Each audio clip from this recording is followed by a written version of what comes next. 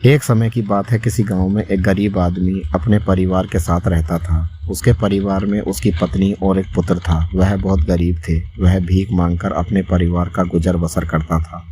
उनके पास कभी कभी खाने को भी नहीं होता था। गरीब आदमी की पत्नी बहुत दुष्ट और चालाक थी, इसलिए वह रोज अपने पति को भीख मांगने जाने को कहती थी। पर उसका पति उसकी एक नहीं सुनता था और घर में राम नाम जाप करता रहता। पत्नी के रोज रोज लज्जित करने पर वह एक दिन सुबह सुबह उठा और दूसरे गांव में चल दिया। चलते चलते वह घने जंगल में पहुंचा और अंधेरा हो गया। वह वहां एक बड़े से पीपल के पेड़ के नीचे बैठ गया और राम नाम जपने लगा। सुबह होने पर जब वह उठा तो पास की नदी पर स्नान करके वह आगे चला और दूसरे गांव में पहुंचा। कोई उसे भीख भी नहीं दे रहा था। वह गरीब आदमी दुखी होकर घूम फिर उसी पीपल के पेड़ के नीचे आकर बैठ गया। वह पीपल का पेड़ बहुत बड़ा था। उस पेड़ की जड़ में एक बड़ा काला सांप रहता था। उस गरीब आदमी ने वहां बैठकर राम नाम जपना शुरू कर दिया। राम नाम जपते हुए जब उसे बहुत समय हो गया तो पेड़ के नीचे से एक काला नाग निकला और उस गरीब आदमी को एक स्वर्ण मुद्रा देते हुए बोला, तुम रोज यूं ही यहाँ आकर मुझे ये जाप सुनाया करो, मैं रोज तुम्हें स्वर्ण मुद्रा दूंगा। गरीब आदमी ने नाग की बात मान ली और नाग ने उस गरीब आदमी से कहा कि यह बात तुम किसी को भी मत बताना, तुम्हारे सब दुख दूर हो जाएंगे। गरीब आदमी रोज ऐसा ही करने लगा। सुबह उठकर नहा धोकर वह पीपल के पेड़ के नीचे पहुंच जाता और वहां बैठकर राम नाम जपता। जाप पूर्ण होने पर नाग सोने की मुद्रा भेंट करता। देखते ही देखते गरीब आदमी काफ़ी अमीर हो गया। पूरे गांव में यह चर्चा होने लगी कि उस गरीब की दशा कैसे सुधर गई। यह जरूर कोई गलत काम करता होगा। गरीब आदमी को लोगों की बातों से कोई फर्क नहीं पड़ता था। वह रोज अपना यही काम करता रहता था।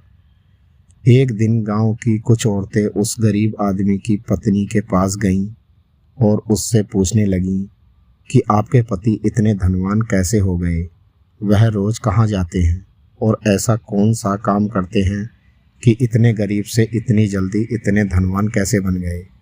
औरतों की बात सुनकर उस गरीब की पत्नी के मन में शंका आ गई। उसने एक दिन अपने पति से पूछा कि आपको ये धन कहाँ से मिलता है, मुझे भी बताइए। गरीब आदमी बोला, तुम्हें इससे क्या मतलब है। ऐसा कहकर उसने अपनी पत्नी की बात टाल दी। कुछ दिनों तक उसे टालता रहा, पर एक दिन उसकी पत्नी ने उसको मजबूर कर दिया। गरीब आदमी मजबूर होकर उसने अपनी पत्नी को नाग की सारी बात बता दी, जिस वजह से उसकी पत्नी के मन में लालच आ गया और उसने अपने पति के जाने के बाद अपने बेटे से बोली, बेटा उस पीपल के पेड़ पर जाओ और नाग को मारकर सारी संपत्ति ले आओ। गरीब आदमी का लड़का अपने पिता के पीछे पीछे वहां पहुंच गया।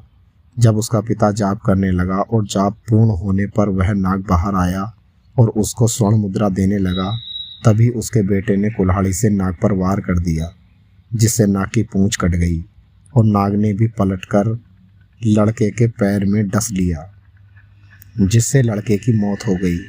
इधर जब गरीब आदमी ने देखा कि उसका लड़का वहां मरा पड़ा हुआ है, गरीब आदमी को देखकर नाग बाहर आया और कहा कि तुम्हें मैंने बोला था कि स्वर्ण मुद्रा की बात तुम किसी से नहीं कहोगे और तुमने बता दी।